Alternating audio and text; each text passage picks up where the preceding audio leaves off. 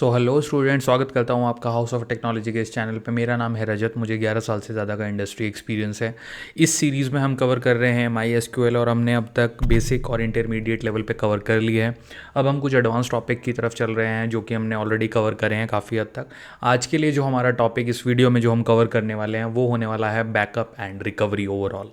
Backup and recovery में हम cover करेंगे इंपॉर्टेंस ऑफ बैकअप और रिकवरी, बेसिकली उनकी ज़रूरत क्या है, उनकी इंपॉर्टेंस क्या है, वो सब कवर करेंगे। उसके बाद using MySQL dump for backup, मतलब ये किस तरह से काम करता है, हम वो भी कवर करेंगे। एंड देन लास्ट में रीस्टोर डेटा फ्रॉम बैकअप, हम वो भी देखेंगे। तो बेसिकली आज हम इंपॉर्टेंस समझने वाले हैं बैकअप एंड रिकवरी की from the MySQL perspective.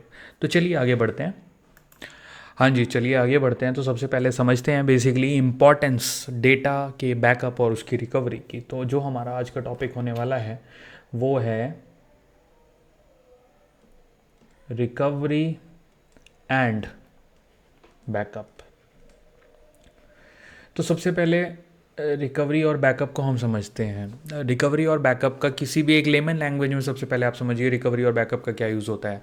Basically जब भी आपको कोई चीज़ अगर लॉस होने का डर होता है तो उसके लिए आप उसका एक बैकअप तैयार करते हो, ठीक है।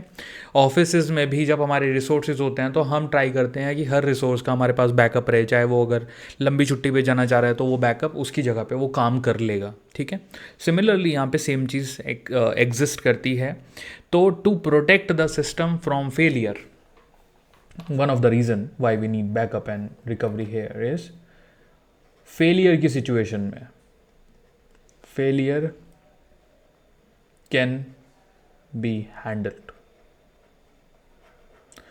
तो basically to protect from the failure, so it is a protection technique, ताकि अगर सिस्टम फेलियर होता है उस केस में भी आपके पास बैकअप होना चाहिए। और this the second reason is disaster management.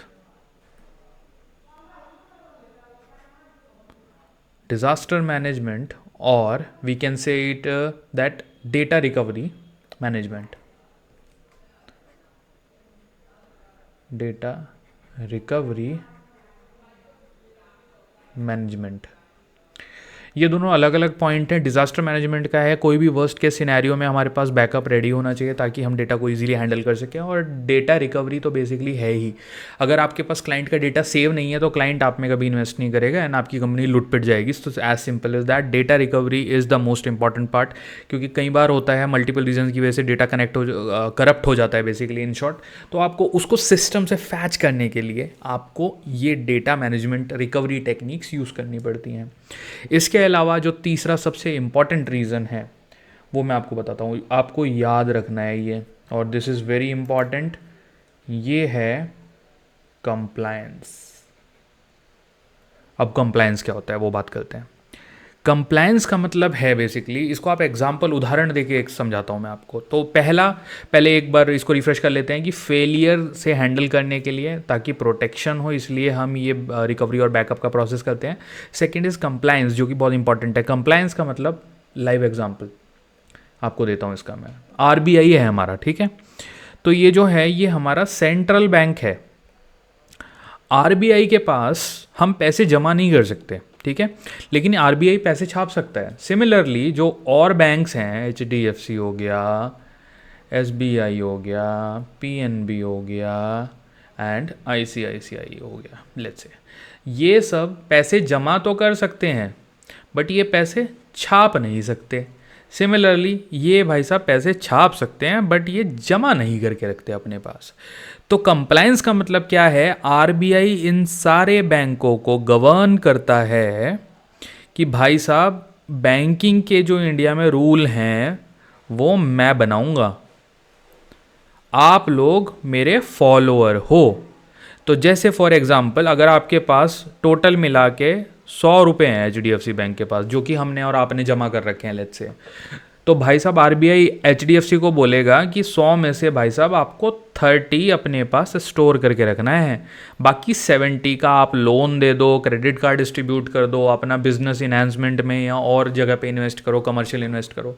तो कंप्लायंस का मतलब बेसिकली क्या होता है, डेटा की जो इंटीग्रिटी है उसको बनाए रखने के लिए हमें मेंटेन करके रखना होता है कंप्लायंस। तो जैसे मैंने आपको ये एग्जांपल दिया बैंकिंग वाला, तो वो एक एग्जांपल है कंप्लायंस का। इसके अलावा अलग अलग सेक्टर में, जैसे एक ऑर्गेनाइजेशन का आपने नाम सुना होगा, सेबी, जो कि गवर्न करती है शेयर मार्केट को। उसके बाद हमारे हैं एनएससी और बीएससी, जो कि स्टॉक्स को पूरा कंप्लाई करते हैं। Similarly compliance is all about making sure that rules are getting followed to keep the data safe, simple.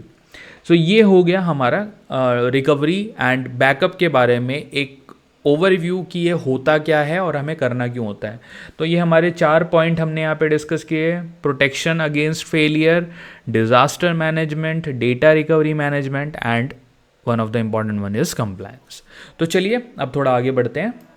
तो हमारा अगला टॉपिक है माई सीक्वल डंप। अब माई सीक्वल डंप क्या होता है? I just prepared a small slide for this, ताकि क्योंकि इसमें प्रोग्रामिंग से ज़्यादा अंडरस्टैंडिंग मैटर करती है। तो चलिए अपना उठाते हैं पेन एंड थोड़ा बात करते हैं। तो basically MySQL is a command line utility. Command line क्या होता है बेसिकली? जो कि कमांड लाइन, मैं एग्जांपल ही दिखाता हूँ बात करने से। जैसे ही मैंने CLI टाइप किया, आप देख सकते हो कमांड लाइन क्लाइंट खुल गया यहाँ पे, पासवर्ड वगैरह एंटर करके, और मैं उसमें इन्वायरमेंट में चला जाऊँगा। बट ये होता है कमांड लाइन, ठीक है। Utility use to create backup of MySQL databases. MySQL databases क्या होता है मैं आपको वो दिखाता हूँ। माई सीक्वल डेटाबेस, ये हमने वर्क बेंच ओपन करी, रजत में लॉगिन करा, ये हमारे डेटाबेसेस हैं। तो लाइव जब डेटाबेस होते हैं तो सिस्टम के डेटाबेस होते हैं अलग अलग इंडस्ट्री में, हेल्थ केयर में, बैंकिंग में, रिटेल में, बहुत सारी डिफरेंट इंडस्ट्री जो हैं, सबके अपने अपने डेटाबेसेस हों। तो डेटाबेस की सिक्योरिटी इंपॉर्टेंट होती है, ठीक है। As simple as that. It generates SQL script file containing all the SQL statement needed to recreate the database, including the table structure, data and triggers. Table का structure मतलब Meta data. Basically ये सब कुछ store करके रखेगा और उसको backup करेगा। अब इसके लिए जो कमांड यूज़ होती है वो देखते हैं, ठीक है। अब यहाँ पे हम बात करते हैं कमांड की। माई सीक्वल, ये बेसिकली सिंटेक्स है, इसमें लॉजिक मत ढूंढना अभी के लिए। MySQL dump U and user name, ये सबका इंडिविजुअल होगा। उसके बाद P and database name, backup file SQL, ठीक है। यू क्या है यहाँ पे? यूज़र नेम, जो कि आप जब अपना यूज़र नेम डालोगे, किसी कंपनी में होगे तो हर किसी का एक डिफरेंट यूज़र नेम होता है, वो आपको वहाँ पता चल जाएगा। अगर फ्री वर्जन में करोगे तो अपना यूज़र नेम खुद से बना सकते हो। यहाँ P is the prompt of the MySQL password. तो basically prompt where you will put the MySQL password, वो चीज़ हो गई यहाँ पे। डेटाबेस नेम, जैसे कि मैंने आपको अभी दिखाया था, तो आप अपने डेटाबेस का यहाँ पे नाम डाल देंगे। Third is backup file. Redirect the output to a file where the backup will be stored. तो आपने वो लोकेशन डाल दी, वो फाइल डाल दी कि जहाँ पे वो बेसिकली आपका बैकअप आएगा, ठीक है। अब आपको इस लाइन का मारना है रट्टा, सिंपल सिंटेक्स का रट्टा मारना है। यहाँ पे क्या आएगा वो याद रखना है, यहाँ पे क्या आएगा वो याद रखना है, यहाँ पे क्या आएगा वो याद रखना है, ठीक है। ये क्वेश्चन बहुत इंपॉर्टेंट है और ये क्वेश्चन आ जाता है, आपसे इंटरव्यू में पूछा जा सकता है। तो never underestimate all these things. Now let's move on to the example, backing up a database.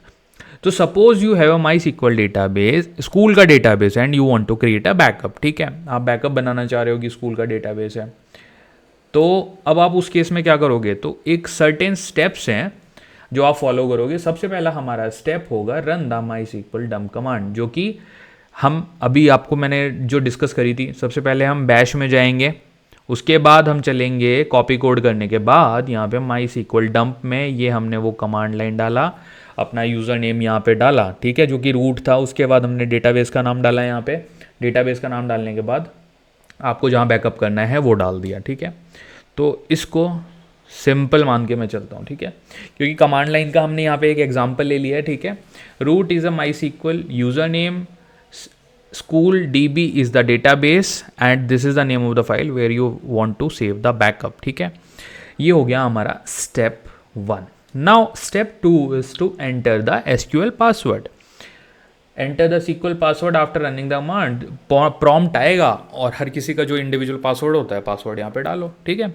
अब पासवर्ड डालने के बाद नेक्स्ट स्टेप आपको क्या करना है? आपको रिजल्ट देखना है, ठीक है। अब रिजल्ट कैसे देखोगे? The command creates a file इस नाम से एक फाइल बन जाएगी आपकी करंट डायरेक्टरी में, ठीक है। And this file contain all the SQL statement need to recreate this database, ठीक है। इसमें सारे स्टेटमेंट आ जाएंगे जिससे कि आपका जो बैकअप है वो इजीली स्टोर किया जा सकता है। अब how to restore the backup, basically how to restore the backup, ये बहुत इंपॉर्टेंट है, ये क्वेश्चन पूछा जा सकता है, ठीक है। टू रीस्टोर द बैकअप आपको फिर से कमांड लगानी है, बैश कॉपी कोड, ये कमांड, ये है आपकी इक्वेशन, ठीक है। इस इक्वेशन में किसकी क्या वैल्यू है यहाँ पे मैंने एक्सप्लेन करा है, तो इस पूरे पैराग्राफ को जब आप यहाँ पे पढ़ोगे तो you will get to know easily कि ये क्या है, जैसे कि हमने अभी भी ऊपर डिस्कस किया है, ठीक है। अब थोड़ा सा आगे बढ़ते हैं एंड बात करते हैं restoring a database from a backup file. Assume you have a backup file, इस नाम की आपके पास एक बैकअप फाइल है, ठीक है। That was created using MySQL dump, उस फंक्शनैलिटी को यूज करके आपने बना ली file. You want to restore this backup to the MySQL server. तो क्रिएट द टारगेट डेटाबेस, आप डेटाबेस बनाओगे, उसके लिए भी यहाँ पे कमांड मैंने मेंशन करी है, ठीक है। ये आप पूरी कमांड स्टेप स्टैब्लिश करोगे जो कि हमने अभी ऊपर डिस्कस करी है, ठीक है। इसको अच्छे से समझना, रट्टा मारना है हमें सिंटेक्स का, सिंपल। एंड देन वैल्यूज़ हमें याद रखनी है कि यूज़र नेम क्या होता है, हमारा पासवर्ड क्या होता है, हमारा टारगेट क्या होता है, वो सब चीज़ें हमें याद रखनी पड़ेंगी, ठीक है। नाउ रीस्टोर द बैकअप, उसके लिए हमारी कमांड ये है, now using the following command restore the backup. Bash दिया, कॉपी कमांड दी, माई सीक्वल, रूट क्या है, डेटाबेस डीबी क्या है, ये क्या है, ये पूरा, ये आपकी इक्वेशन नंबर 2 बन गई, ठीक है। उसके बाद फिर से पासवर्ड एंटर करा और चलिए आगे। अब रिजल्ट की बात करते हैं, चलिए रिजल्ट को डिस्कस करते हैं थोड़ा सा कि इसका रिजल्ट बेसिकली आएगा क्या। अब देखो, the school database is restored from this backup file, this means that all the tables, data and other objects in the backup file are recreated in this database। तो बेसिकली टेबल, उसका data, उसके objects, Meta data, जो भी हमारे column इधर hair and there होते हैं जिससे मिलके एक कंप्लीट स्ट्रक्चर तैयार होता है, तो वो भी यहाँ पे रिस्टोर हो गए, ठीक है। तो बेसिकली इस वीडियो में हमने अंडरस्टैंड करा importance of recovery and backup, और क्या कमांड्स यूज़ करके ये सारी कमांड्स आप जब टाइप करोगे खुद से माई सीक्वल वर्क बेंच में, then you'll see the difference. Basically workbench से मेरा मतलब CLI कमांड पे, जब कमांड लाइन इंटरफेस पे आप ये सब डालोगे so you will see that magic. Now आप इस वीडियो को ध्यान से देखिए, please leave your questions in the comment section, I will try to answer them. And please ये वीडियो शेयर करिए ज़्यादा से ज़्यादा लोगों के साथ, ताकि मैं और मेहनत से वीडियो बनाऊं और मुझे भी थोड़ा मेंटली बूस्ट मिले, ताकि मैं आप लोगों को और अच्छा आउटपुट जनरेट करके दे सकूं। So thank you so much and चलिए मिलते हैं अगले लेक्चर्स में, एंड तब तक let's learn and then let's earn.